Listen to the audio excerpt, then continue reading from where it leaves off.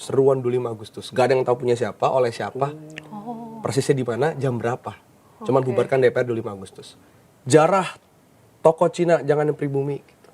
Saya melihat bahwa di tanggal 25 ini bukan puncak. Nah pas saya turun ke lapangan Mbak, banyaknya teman-teman STM. 7-10 hari terakhir, itu ketika 17 Agustus. Saat itu DPR joget-joget, kemudian Gibrannya diam. Dan kemudian di TikTok itu ramai sekali postingan di mana bilang bahwa ya intinya Gibran sebagai pahlawan lah. Dia marah DPR pada joget. Gibran. Tapi gue scrolling juga ya di sosial media itu malah banyak akun yang dulu katanya anti demo, sekarang malah ngajak mendorong demo. Betul. Lu ngelihatnya gimana? Ini sebetulnya kalau kita tarik ke Agustus awal ini Mbak. Agustus awal, oke. Jadi gini sih, sebetulnya kami melihat, kami ini siapa, sebutlah banyak orang-orang di gerakan sipil, atau minimal generasi saya deh, generasi Z ya. Ada cipta kondisi gitu. Ada cipta kondisi terhadap kerisuhan dan kekeosan yang terjadi hari ini. Tarikan kita bisa panjang, tapi kalau mau ditarik ke 7-10 hari terakhir, itu ketika 17 Agustus. Saat itu DPR joget-joget, kemudian Gibrannya diam. Dan kemudian di TikTok itu ramai sekali postingan di mana bilang bahwa ya intinya Gibran sebagai pahlawan lah. Dia marah DPR pada joget. Gibran itu dipost oleh akun-akun yang tadinya pro rezim gitu ya. Tiba-tiba jadi dipost, wah ini kayak perlu bubarkan DPR. Tiba-tiba. Ada yang bakar nih gitu kan. Tiba-tiba yang tadinya pro rezim banget kok dia tiba-tiba jadi kritis. Tapi isu langsung bubarkan DPR.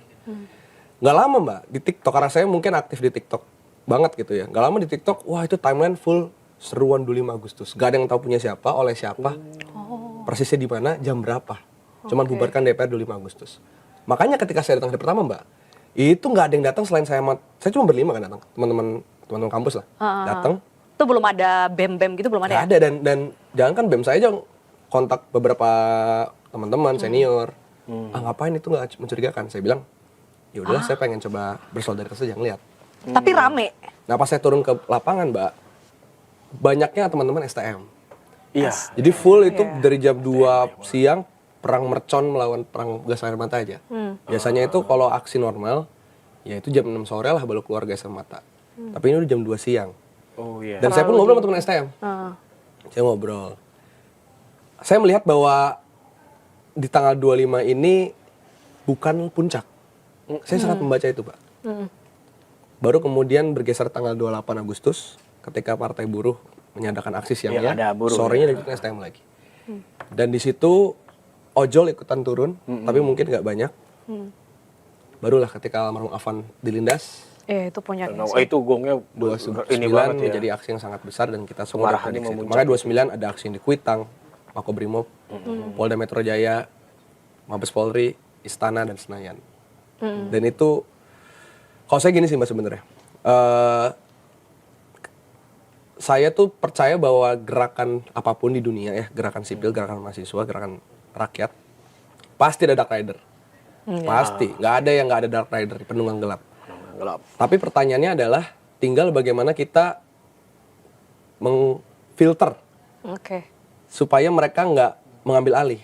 Nah caranya kami adalah selain kami bikin tuntutan, yang kedua adalah kami punya kesamaan narasi. Contohnya warga jaga warga. Itu seperti tanda bahwa ini the real yes. gitu. Kenapa real?